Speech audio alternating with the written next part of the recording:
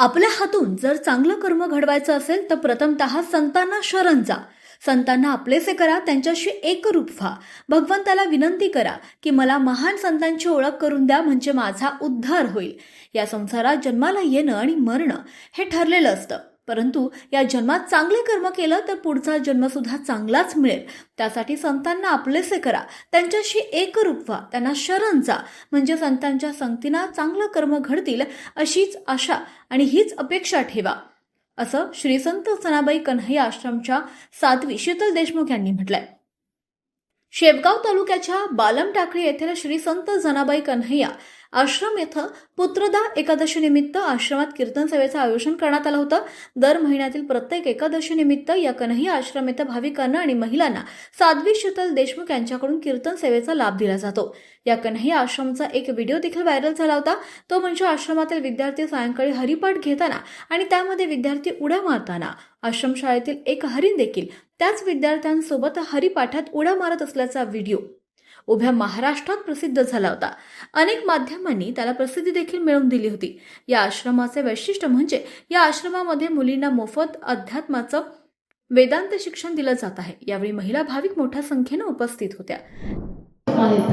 तुम्ही संत माय बाप कृपावंत कायमी पतित कीर्तिमान, कारण अहितापासून काढिती हित निगुणी वाढविती, नाही श्रुती पळवती माऊली जगा. संत महात्मे काय करतात, आपलं जिथे अहित होत असेल ना तिथून काढतात आणि आपल्याला योग्य मार्गदर्शन करून ते आपल्या काय करतात, हित जिथे आपलं हित होणार आहे तिथे आपल्याला नेऊन पोहोचवतात. म्हणून सगळे संत म्हणतात की शरण जावे, कोणाला, संतांना शरण जावं. पण संतांना शरण जाण्यापूर्वी आपल्या अंतःकरणामध्ये जर मल विक्षेप आणि दोष असतील तर आपल्याला संत जवळ स्थिती कळणार नाही. आणि म्हणून प्रथम पायरी काय असेल तर संतांना शरणही जा. भगवंतालाही एक विनंती करा, देवा मला अशा महान संतांची ओळख करून दे की जेणेकरून माझा उद्धार होईल.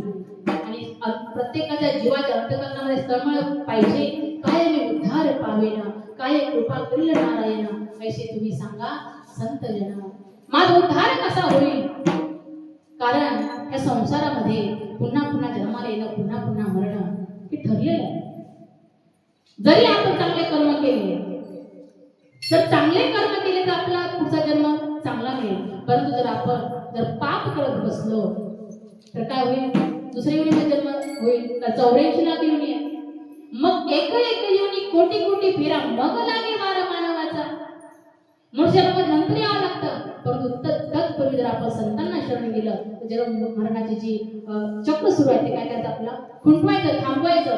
त्यासाठी एकच, देव माझा करायचा, संतांना आपलासा करायचं. तर देव माझा आपलासा केला ना तर जगातले कोणतंही म्हणजे जे मृत्यू जन्माचा जो फेरा आहे तो चुकलाच जाईल. परंतु सगळे आपले शत्रू मित्र होईल केवळ तेव्हा जर अंतःकरण आपण निर्मळ होईल, स्वच्छ होईल. आपण देवांना शरण जाऊ, संतांना शरण जाऊ आणि सर्व खलिदम ब्रह्म अशी आपली दृष्टी झाली. जयप्रकाश बागडे, अहिल्यानगर, शेवगाव.